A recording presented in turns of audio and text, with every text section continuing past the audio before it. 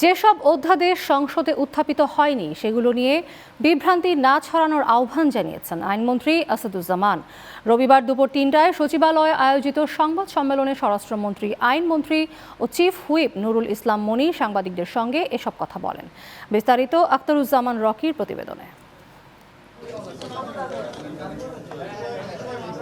অন্তর্বর্তী সরকারের সময়ে করা ১৩৩টি অধ্যাদেশ ত্রয়োদশ জাতীয় সংসদে উত্থাপন বিষয়ে আয়োজিত সংবাদ সম্মেলনে আইনমন্ত্রী, স্বরাষ্ট্রমন্ত্রী ও চিফ হুইপ অভিযোগ করেন, সরকার কিছু অধ্যাদেশ বাদ দিয়েছে বলে বিভ্রান্তি ছড়াচ্ছে কেউ কেউ। আমরা কেন জবাব তো দিয়েছি যে আমরা সংশোধিত আকারে যাচাই বাছাই করে আমরা আনবো, এটাই তো কেন উত্তর। গুম সংক্রান্ত কমিশন নিয়ে স্বরাষ্ট্রমন্ত্রী সালাউদ্দিন আহমেদ বলেন, গুমের সংজ্ঞা ও বিচার প্রক্রিয়া নিয়ে আইনে কিছু অস্পষ্টতা রয়েছে, যা ভবিষ্যতে আইনি জটিলতা তৈরি করতে পারে। বিচার বিভাগ যদি সুপার স্বাধীন হয় বা সার্বভৌম হয়, তাহলে কি রাষ্ট্রের কল্যাণ হবে? একটা there must be a harmonious cooperation in between all the organs of the state. এখানে যেন ওভারল্যাপিং না হয়, কেউ কারো যেন বাউন্ডারি ক্রস না করে।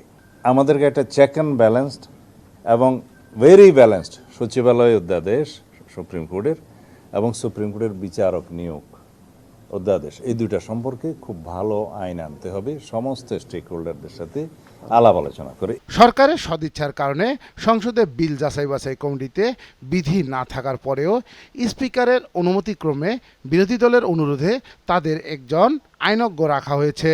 বিরোধী দলীয় নেতৃবৃন্দের পক্ষ থেকে একটা আবেদন ছিল, এরকমের অনুরোধ ছিল যে আমরা যদি তাদের আইনজ্ঞ আরেকজন সাথে নিই, কিন্তু আমাদের বিধি কাভার না করা সত্ত্বেও আমাদের সভাপতি মহোদয়ের অনুরোধে এবং তাকে অনুরোধ করেছি আমি ব্যক্তিগতভাবে, এবং আমি মাননীয় স্পিকারের অনুমতি নিয়ে আরেকজনকে আমরা এখানে আইন বিশেষজ্ঞ তাদের এখানে সংশ্লিষ্ট করেছি।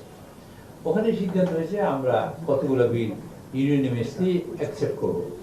আইনমন্ত্রী বলেন, যেসব অধ্যাদেশ রহিতকরণ বিল হিসেবে আনা হয়েছে সেগুলোর মধ্যে সংশ্লিষ্ট আইনের প্রস্তাবনায় স্পষ্টভাবে কারণ উল্লেখ করা হয়েছে। 7টি অধ্যাদেশে রহিতকরণ হেফাজত বিল করা হয়েছে। তার মধ্যে আপনাদের উদাহরণ হিসেবে বলি, যেমন মানবাধিকার কমিশন আইন, সুপ্রিম কোর্টের বিচারক নিয়োগ আইন এবং সুপ্রিম কোর্ট সচিবালয় আইন। এই 3টা আইনেরই আমরা একটা আইন যখন বিল আকারে দেই তখন একটা প্রিএম্বল থাকে আইনের, এই আইনটা কেন আমরা দিচ্ছি, সেখানে একটা কারণ সম্বলিত বিবৃতি দিতে হয়। আমাদের এখানে কোনো অ্যাম্বিগুইটি রাখি নাই, কোনো অস্বচ্ছতা নাই। যেসব অধ্যাদেশ এখনো আইনে পরিণত হয়নি সেগুলোর ক্ষেত্রে সরকারের সুস্পষ্ট পরিকল্পনা ও সদিচ্ছা রয়েছে। রহিতকরণ বিল হলেও এটা কিন্তু আইনে পরিণত হয়ে যাচ্ছে। Akhtaruzzaman Rocky, channel 9।